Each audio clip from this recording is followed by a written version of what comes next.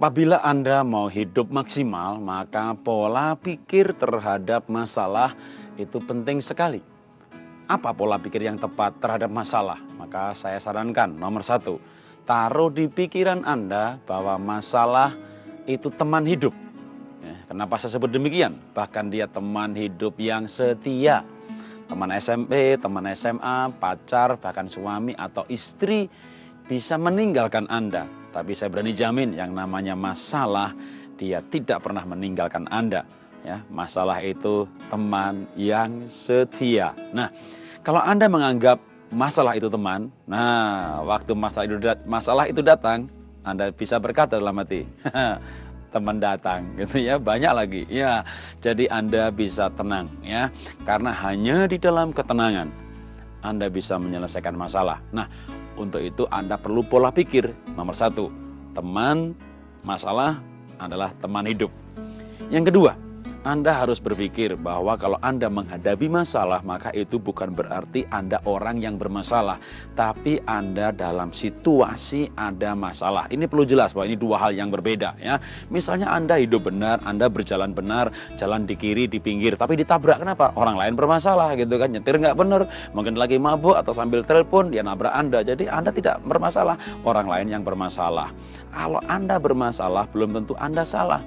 Anda jujur, Anda benar, Anda punya integritas, tapi orang lain mempermasalahkan. Kamu sih jujur, kamu sih terlalu lugu, maka kami jadi kena nih. Karena itu kan gara-gara kamu jujur, kamu sok pahlawan. Nah, kita dipermasalahkan karena kita dalam posisi yang benar ya. Jadi bedakan ya. Kalau Anda bermasalah, itu bukan keadaan Anda bermasalah, tapi Anda dalam situasi bermasalah. Yang ketiga, untuk hidup maksimal maka perlu pola pikir yang tepat terhadap masalah. Yang ketiga, masalah itu sebenarnya tantangan ya. Karena itu saya sarankan bergairahlah. Kalau Anda punya masalah, wah bergairah, bagaimana saya menangani masalah ini ya. Karena begitu ada masalah Anda bergairah menyelesaikannya, Anda menganggap ini sebuah tantangan, maka Anda bertambah pandai, Anda bertambah hikmat, Anda bertambah matang. Banyak orang bertanya kepada saya, Pak, Bapak ini jadi penceramah ya, dagang, bisnis, siaran radio, siaran televisi, sempatnya nulis buku lagi. Nah, buku saya ada hampir 40 judul.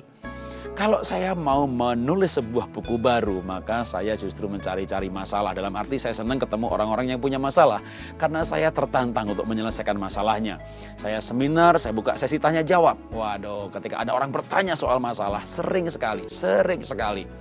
Saya tidak punya ide apapun tentang masalah itu, saya tidak tahu arti sesuatu, tapi ketika ditanyakan, sering saat itu muncul, itu namanya hikmat ya. Tiba-tiba ketika kita bergairah ya, kecuali kalau kita nggak bergairah, ada masalah orang nggak usah tahu lah begini begitu ya, nggak muncul hikmat baru. Tapi ketika saya bergairah menyelesaikan masalah, tiba-tiba hikmat baru muncul. Itu sikap positif terhadap masalah. Jadikan masalah sebuah tantangan ya, sehingga Anda bergairah menyelesaikannya.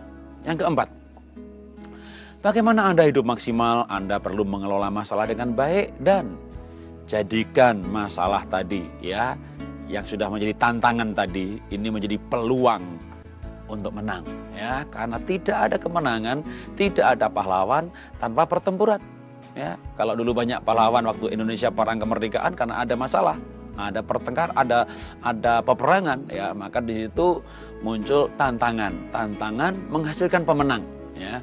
Karena itu kalau saudara menghadapi masalah, maka taruh di pikiran, ini sudah menjadi insting, sudah menjadi attitude gitu ya, karena udah terbiasa. Waduh, saya sebentar lagi akan menjadi seorang pemenang yang menyelesaikan masalah. Sebuah keyakinan yang kuat sekali bahwa saya pasti bisa menyelesaikan masalah ini. Nah, ini keyakinan ini sudah separuh dari kemenangan ya. Kalau Anda sudah kalah duluan, Anda masalah lagi, Anda ada seorang pecundang, loser ya. Jadi apapun yang Anda hadapi, percayalah Anda akan keluar sebagai pemenang. Salam dahsyat luar biasa.